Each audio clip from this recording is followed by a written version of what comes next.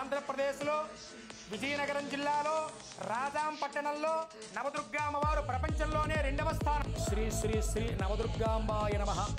జ్వలనార్క ప్రతీకాసం జటామకుటమండలం బ్రహ్మశ్రియా విరాజంతం దీప్యమాన ముఖాంబుజం పద్మాసన సమాసేనం ధ్యాయేత్తం ధేనుముద్రయా ధ్యాయేత్తం తాపసం మన్యం సర్వాభీష్టకరం పరం దంష్ట్రాకరాళవదనం జ్వాలామాలా శిరోరుహం కపాలకృత్తికా హస్తం ఉగ్రం మన్యం నమామ్యహం.